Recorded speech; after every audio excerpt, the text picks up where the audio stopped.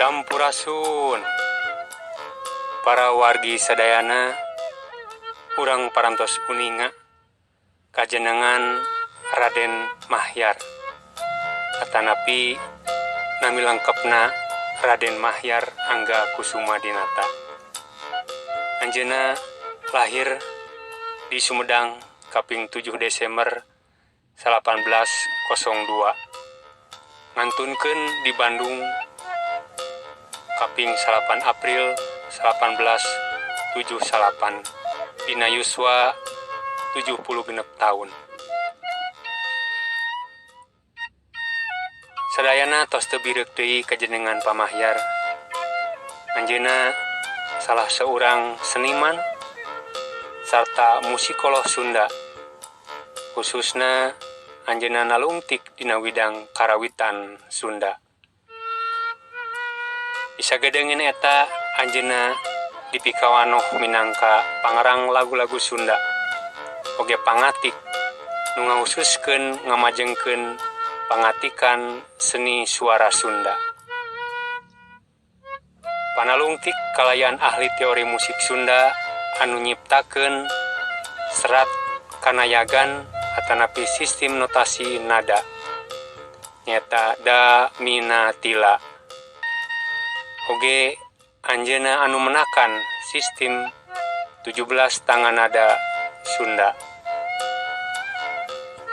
Salaku etnomusikoloh anu nitenan pelog saleng salendro. Pangaweruh anjeunna perkawis seni karawitan pelog sareng salendro kenging ti waktos urang kalih keneh. Waktos guguru kasababaraha urang juru tembang sinareng nayaga.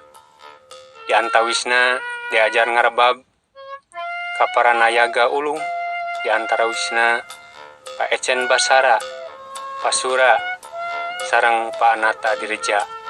Oge diajar gamelan ka Pak Sai sareng Pak Idi. Kalayan diajar tembang ka Pak Uce juru pantun kakoncara di Bandung. Ngawitan pamahyar kenal kana metode sains sareng ilmu fisika sinareng ilmu musik barat oge waktos anjeunna janten murid di sakola guru nyata KSH.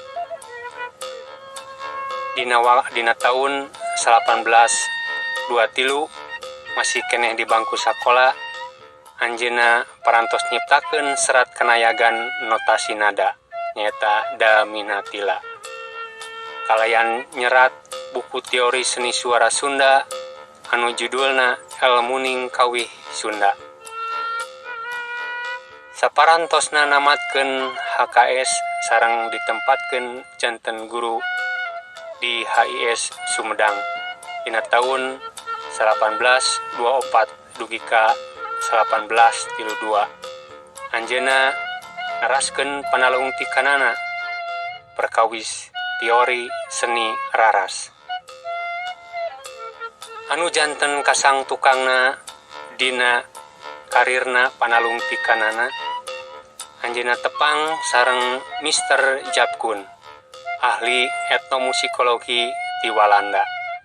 Antawis tahun 1827 dugi ka 1828. Nuju nganyapkeun panalungtikan seni swanten di sakuriling kepulauan Nusantara.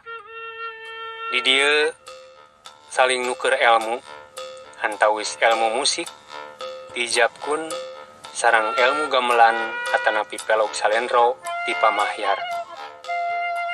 Tidanget ieu pisan anjeunna neuleuman langkung jero perkawis konsep kleter nasora sinareng cara ngukurna nganggo instrumen anu ngalibatkeun konversi matematika kana skala musik nu nganggo nilai logaritma. Konsep interval sen nyata TLs sareng Horst Borstel tahun 1820 kalayan musik rule di Rainer. Dina tahun 1833 anjeunna ditugaskeun ngawengku sistem pangatikan seni suara di sadaya sakola-sakola pribumi di Jawa Barat kalayan nganggo sistem Daminatila. Dina zaman pendudukan Jepang 1842 dugi ka 1845 anjeunna ngawulang di sakola guru.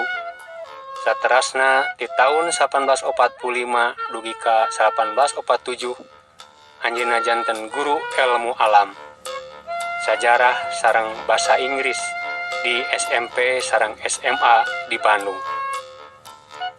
Saparantosna eta anjeunna diangkat janten kepala kantor pendidikan atanapi koordinator pendidikan rendah di Sumedang dina tahun 1847 dugi ka 1850. Anu salajengna ditugaskeun kana pangatikan seni suara di sakola-sakola handap sareng menengah di Jawa Barat. Nyata di Bandung 1850 dugi ka 1852. Salajengna anjeunna janten staf ahli di Jawatan Kebudayaan di Jawa Barat. Salajengna deui dina tahun 1858 dugi ka 1860 anjeunna diangkat janten direktur Konservatori Karawitan atanapi Kokar di Bandung. Salian ti eta anjeunna janten dosen luar biasa kanggo ngawulang ilmu akustik sareng gamelan Sunda di Konservatori Karawitan Surakarta.